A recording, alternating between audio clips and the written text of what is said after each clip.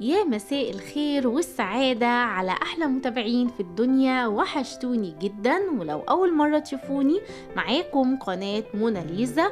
ما تنسوش الاشتراك في القناة وتفعيل الجرس على الكل ليصلكم كل جديد.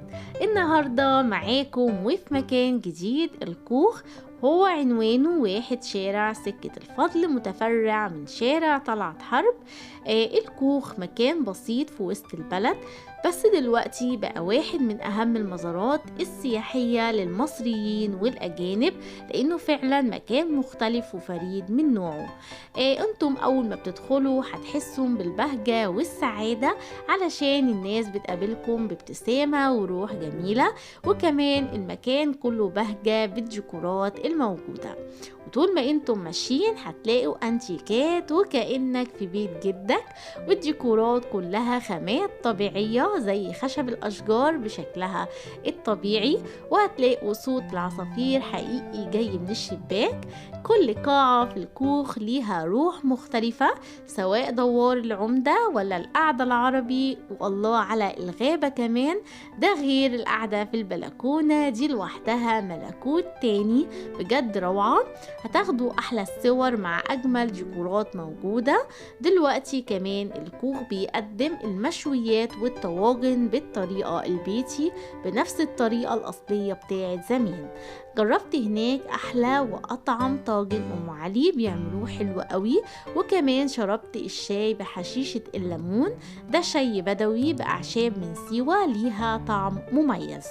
حابة كمان أقول لكم إني بمجرد ما دخلت الكوخ حسيت إني سافرت بالزمن لأيام زمان، أيام الأفلام الأبيض وأسود، بس أنت عايشها لايف بالألوان، حاجة كده تحفة. وأحلى قعدة بقى في البلكونة، بلكونة كبيرة من بتوع زمان، مليانة زرع والألوان المبهجة. منظر بجد روعة. المكان هيحسسك أكتر بإنك في كوكب تاني، فعلا تبقى قاعد بتسمع أغاني قديمة، وحواليك ديكور المكان مليان كمان أنتيكا وصور قديمة، بيحسسك بمود الراحة.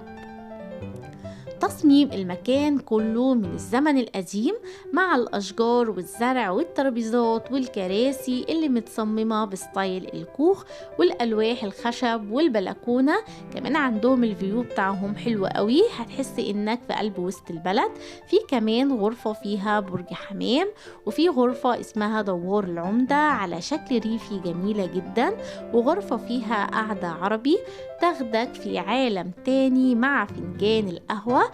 تقدروا تروحوا مع اللي بتحبوهم أو حتى لوحدكم وتفصل خالص عن الدنيا. تقدروا كمان تتصوروا هناك براحتكم وبدون أي رسوم. هتخرجوا من هناك مستريحين جدا ومبسوطين. عندهم فطار وغدا وعشاء مميزين جدا. في كمان المشروبات، بالذات القهوة والليمون، تحفة.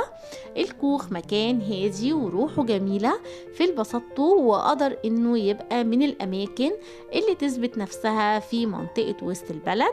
هتاكلوا عيش وملح مع اصحابكم، وهتقعدوا سوا وتهزروا وتضحكوا، ويبقى يوم ما يتنسيش، وتفرحوا فيه سوا وتتصوروا صور وتحتفظوا بضحكتكم الحلوة.